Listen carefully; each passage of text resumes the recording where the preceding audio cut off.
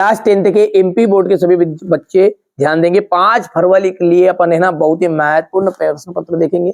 यहाँ से इन बच्चों की तरह वास्तव में आप भी परसेंटेज बनाना चाहते हो ना, तो बिल्कुल घबराना नहीं है, अच्छे से कंप्लीट करना। लखनवी अंदाज किस पर व्यंग किया गया है? पतनशील नवाबों पर। दशानन में समास है, बहुप्रिय समास। गंतोक का क्या अर्थ है? पठार। प्रयोगवादी कवियों का विशेष ध्यान रहा है प्रयोगशीलता पर। उत्साह किसकी रचना है? निराला जी की है। देखिए डेडेस में क्रिया विशेषण से क्रिया होने की रीति का ज्ञान होता है।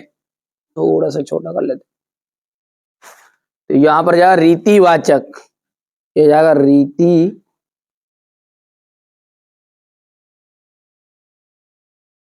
अज्ञे हिरोशिमा कविता रेलगाड़ी में बैठे बैठे लिखी। यह रेलगाड़ी। सूर्यकांत त्रिपाठी निराला छायावाद के कवि हैं। करुण रस का स्थायी भाव, करुण रस का जो स्थायी भाव होता है वो होता है शोक। ईद का चांद होना एक प्रसिद्ध मुहावरा है।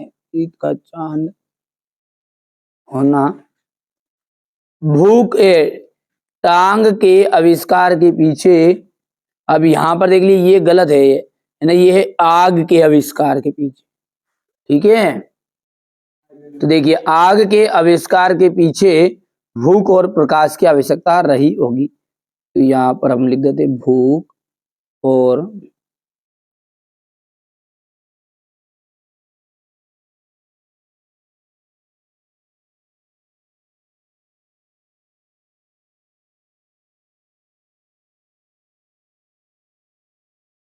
ठीक है। चलिए अब है जोड़ी, और जोड़ी ध्यान से समझना है ना। क्या है बोल रहा है? प्रसिद्ध स्मरण संत स्मरणकार।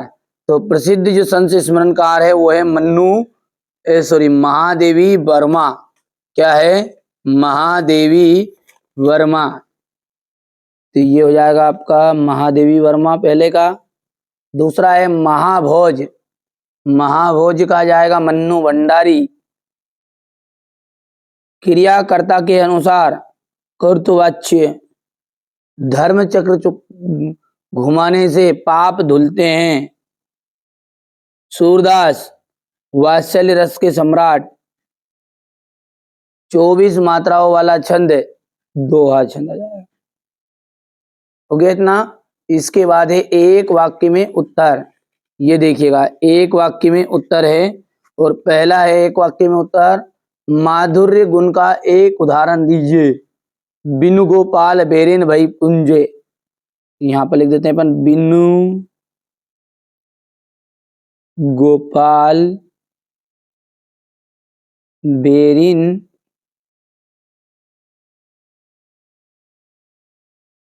भई कुंजे।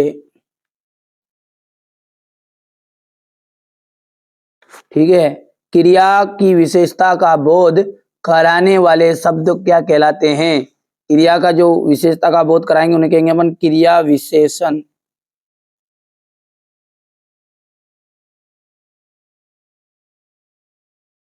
ठीक है। अज्ञे जापान में हुए बम विस्फोट पर कौन सी कविता लिखी?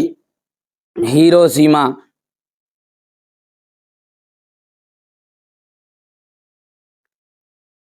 फसल के जादू, फसल किसके पानी का जादू है? तो नदियों के।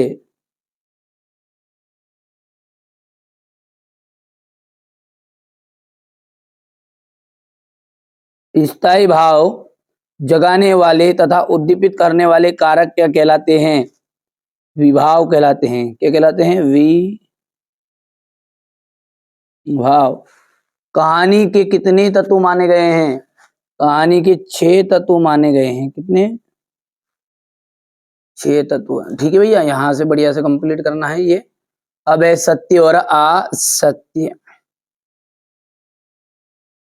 भाववाच्य में क्रिया कर्म के अनुसार होती है, असत्य। कुटिया में धर्मचक्र को देखकर लेखिका को लगा कि समस्त भारत में एक जैसी ही सोच है, तो ये सत्य रहेगा। प्रहरी व्हील को घुमाने से पाप नहीं धुलते, ये असत्य रहेगा। नागार्जुन को दंतरित मुस्कान बुरी लगती है,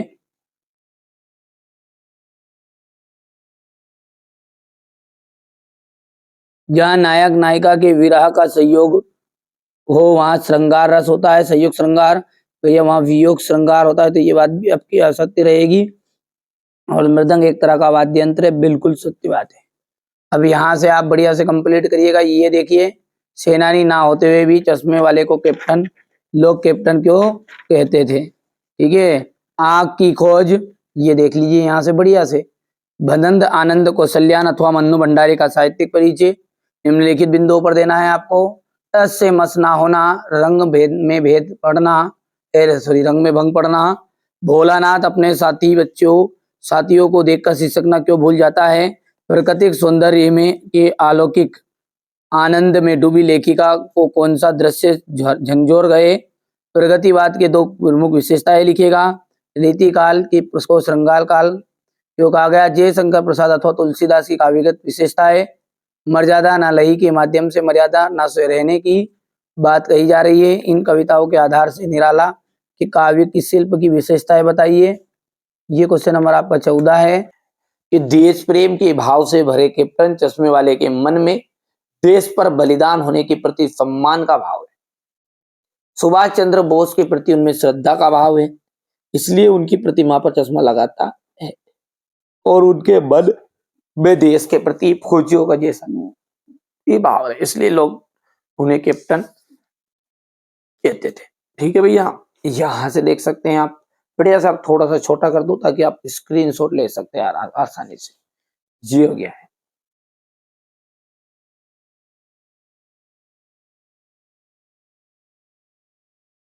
हो गया। आगे बढ़ते हैं। आग की खोज एक बहुत बड़ी चीज क्यों मानी जाती है, बोलिए इसका उत्तर।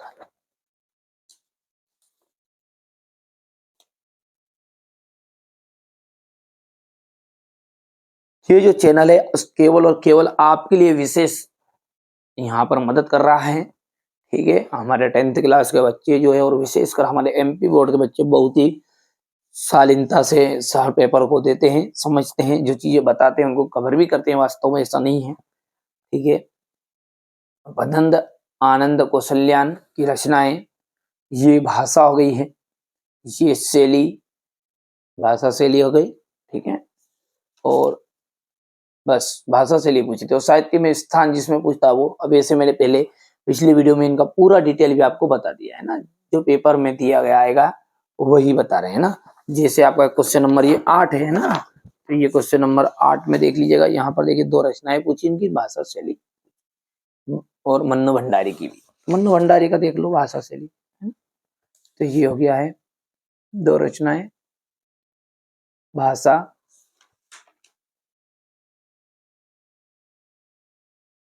शैली हो गई।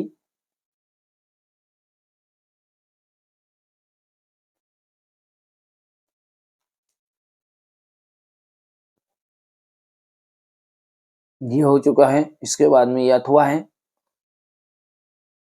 हो गया। क्वेश्चन नंबर 10 है ये, भोलानाथ अपने साथियों को देखकर शिक्षकना क्यों भूल जाता है। इसके बाद में ये अथवा,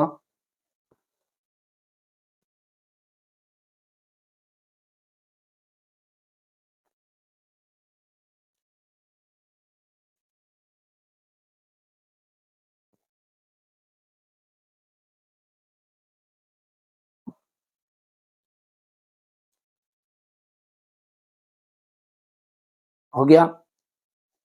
अगला है जयशंकर प्रसाद की काव्यगत विशेषताएं पर निम्नलिखित बिंदुओं पर लिखिए। एक तो 2 रचनाएं पूछी उनकी। ठीक है, भाव पक्ष पूछा है। ठीक है भैया, बस केवल भाव पक्ष पूछा है। वैसे मैंने पूरा डिटेल इनका कवि परिचय आपको बता भी दिया है, चैनल पर मिल जाएगा। ठीक है, ये तुलसीदास जी का भी भाव पक्ष बढ़िया से। मैंने कहा ना भुला दे डर कुछ अलग कर। मुझ पे भरोसा करिए, विश्वास करिए ना। ये नहीं कि उठा के नहीं चला है, वीडियो बना दिया है मैंने, ऐसा नहीं है। मैं थोड़ा समझिए, ये अपनी ऑफलाइन कोचिंग का रिजल्ट है। इससे पहले साल का ये देख लीजिए आपके सामने। ठीक है, हर साल अपन प्रगति पर ही है, और अब की बार मैंने बोल दिया 90 पार। ठीक है, आप यदि चाहते हो कि हमें भी वास्तव में अच्छे नंबर मिले और हम अच्छी तरक्की करें, तो उस चैनल के साथ आपको लगे तो जुड़ जाइएगा, वरना आप कहीं से भी पढ़ो पर पढ़ो। ठीक है, ये देखिए क्वेश्चन नंबर 13 है। इसके अलावा अलग से पढ़ो, इसने बना किया।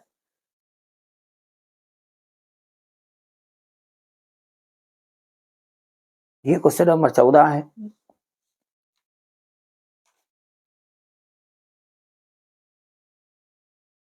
यहाँ से अथवा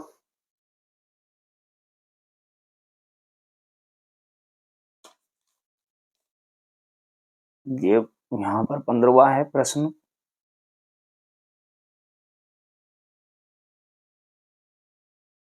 हो गया।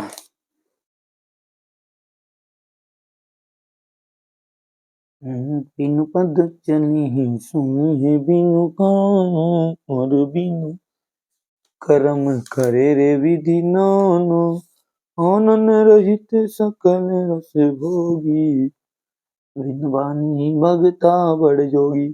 देखिए करुण रस का आपको लिख लेना है, बच्चे ने नहीं लिख पाया है। ठीक है, ठीक है, कई बार गलती कर देते बच्चे, अब नोट्स लिखने में कोई चीज नहीं मिलती तो बाद में लिखने के भरोसे वो नहीं लिखते। इन्हें तो खंड काव्य की विशेषता है आपको पता नहीं है। कहानी किसे कहते हैं, दो कहानीकारों के नाम।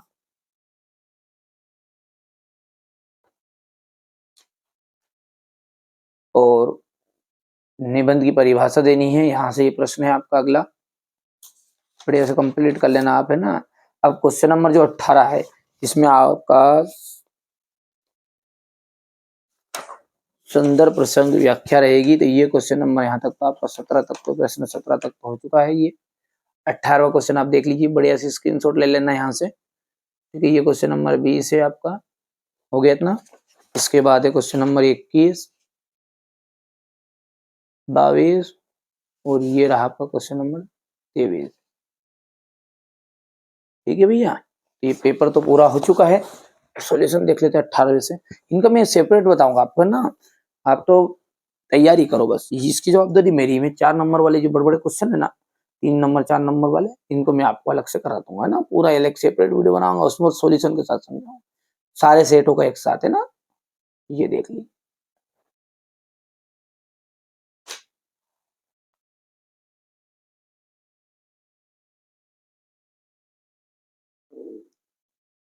हो गया है।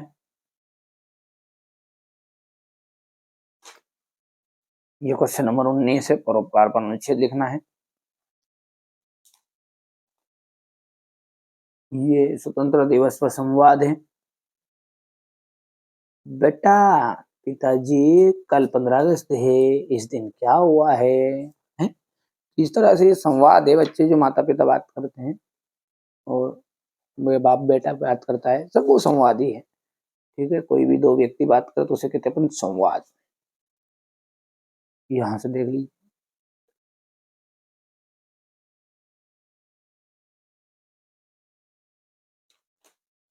ये आपका क्वेश्चन नंबर 20 है। प्रिय